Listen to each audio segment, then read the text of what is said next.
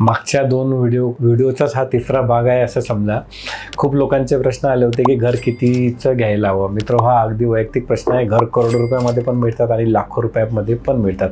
आपण आपलं बजेट तयार करायला हवं की आपल्याला कितीपर्यंत आपण झेपवू शकतात. ते कसं मी सांगितलं तुम्हाला की तुमच्या पगाराच्या 30-35% EMI असेल असं घर बघायचं. होतं काय मित्र, तुम्हाला घर घ्यायचं असतं 50 लाखाचं, पण त्या 50 लाखाचं घर तुम्हाला आवडतच नाही. तुम्हाला आवडतं घर 75 लाख, 1 कोटी, 1.5 कोटीचं, आणि मग तिथून खरा स्ट्रगल सुरू होतो. होतं काय की तुम्हाला 50 लाखात तुम्ही एकदम कम्फर्टेबल असता ते घर घ्यायला, तुमच्याकडे तेवढे पैसे असतात, सगळ्या गोष्टी जुळून येतात.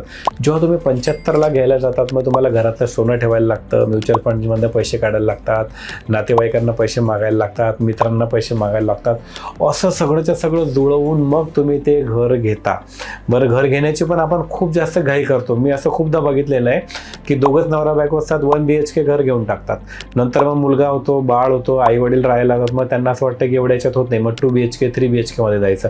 पण आधीचा जो फ्लॅट आहे त्याचा ऑलरेडी EMI सुरू असतो आणि परत नवीन मोठा फ्लॅट घ्यायचा असतो, म्हणजे परत नवीन बजेटिंग करायचं असतं.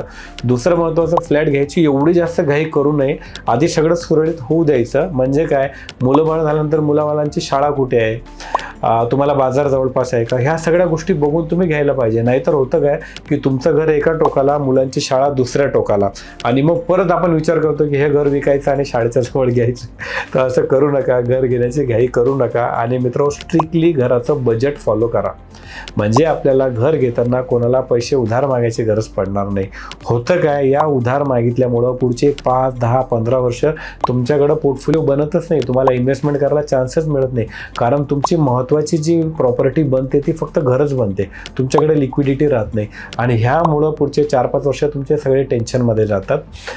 तुम्हाला रात्रीची झोप येत नाही कारण लोकांचे पैसे द्यायचे असतात. असं सगळं व्हायचं नसेल तर घर अगदी आपल्या बजेटमध्ये घ्यायला हवं. अधिक माहितीसाठी नक्की फोन करा. Thank you. Mutual fund investments are subject to market risks. Read all scheme related documents carefully.